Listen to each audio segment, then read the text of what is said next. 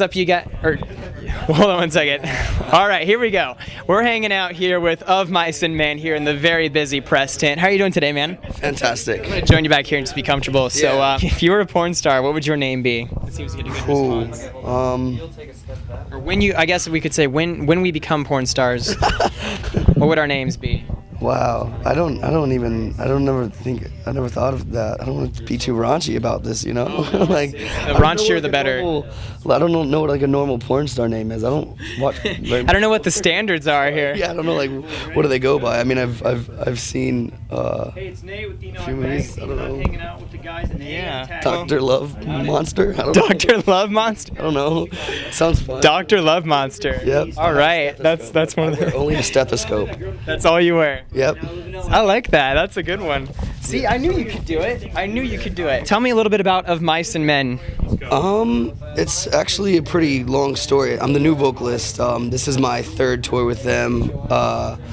They've been around for a little over a year. The old singer got kicked out of his band and started this band. I know it's probably uncomfortable to talk about, but was there a reason that I guess you replaced the old lead singer, or? Truthfully, I had nothing to do with the reason why they kicked him out.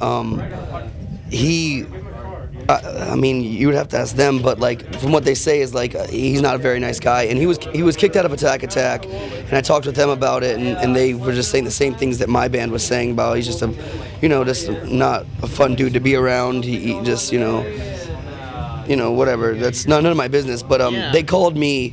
I quit my old band, and I was sitting at home, just I do stuff at home to make money, obviously, and they called me and wanted me to fill in just for doing one tour for them. And they gave me 3 days to learn 7 songs, and then pretty much I was on an airplane, flew to Indianapolis. I was standing in Indianapolis airport with my suitcase, and the tour van pulled up. I hopped in, introduced myself to my new band, and we went to the show and played. Do you think you live up to the old I mean, I guess they had a sound beforehand. Do you feel like you can deliver on what they used to sound like? Well, I mean, yeah, I'm a different style of frontman than the old screamer was. I scream different. My live performance and my stage presence is much different. Like I'm really concerned about like making it a very visual live show as well as audio. Like people want to come and not want to see you just standing still.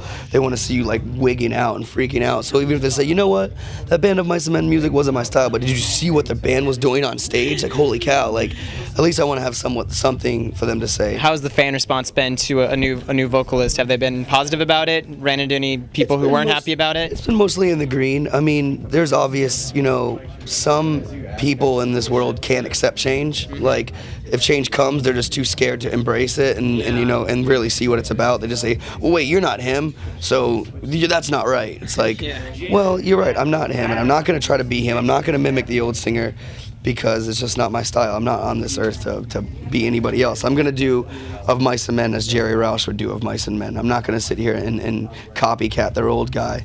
Even though he did write the record, I play the songs, but I just do them my style. What's the biggest misconception about this band? That we sound like our record, because we kind of don't anymore. It sucks because when like the old screamer, I'm not trying to bash on him or anything, but he doesn't really scream. He does this like fake style. It's called like whisper screaming, where you don't really actually project anything. You make a certain frequency, and then that, if you talk into a microphone, it sounds like you're screaming. And I never, I actually really like put all my heart and soul into it when I play. And I learned that whisper scream. There's this lady named Melissa Cross.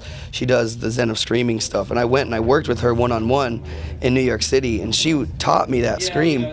But for me, I told her that it was kind of futile for me to sit here and fake the scream on stage. I wouldn't really be able to, my live performance would also be fake, because I would be faking it the whole time. So I have to really scream to get into it. So I told her it wouldn't work for me, but it does work for some people. A lot of bands do it, and that's cool. Do your thing. Best road story you can give me. The craziest thing that's happened so far. Like air my dirty laundry all over. Air your dirty laundry all over YouTube. I don't know if I want to do that. No. It can be about someone else. Rat out one of your band members. I actually recently just had to move. I used to have a lot of fans that found my address, and they used to show up to my house. And like late at night, it was weird. I would hear like people knocking on my door, and then I would open it, and nobody would be there, and I would hear like Jerry from the bushes, and I would be like, people are really out there right now, and They wouldn't like wait there for you. They would just whisper from the I was so bushes. scared. I didn't know what was going on. You know, I was. You thought you were hunted or something. Yeah, and I mean, I've seen enough like scary movies and stuff, so I don't want that to ever like transcend into my life. What's one thing you hate about yourself? Actually, I gotta say who asked that. Sam Zay Hippie on YouTube would like to know, what do you hate about yourself? I hate that I'm so loyal to my friends, because I feel like I fight their fights for them all the time. If I'm in a room and someone's talking mess about one of my friends, I'm gonna say, hey, Well, I gotta tell you I don't want to hear that. There's this guy over there, and he's been bothering me this whole time. Would you mind like saying something to him? Yeah, sure. Yeah. All right, cool, man. Well, of mice and men, and I think that's about it. So hanging out here at Warped Tour, BryanStars. Thank you very much, sir. See you guys later. Don't worry, there's plenty more where that came from. Come with me behind the scenes, backstage, and onto the tour bus to meet your favorite stars. We are backstage with Slipknot. I am here with my good friend, the American Idol, Chris Allen. I'll ask questions you've never heard before and show you the answers you won't find anywhere else. You said you're a Justin Timberlake fan. No. No? Maybe that wasn't you? Oh my God, I shouldn't have smoked all that weed. What do you like about Katy Perry? Everything. Happy birthday, dear Brian. Huge meaning or self-defining sort of thing. I think we just lost one of our interviews. Rate, comment, and subscribe for new videos every week. Reporting for YouTube, I'm Brian O'Dell. BryanStars! BryanStars! I'm the reason you go on tour. You're the reason I'm here, baby.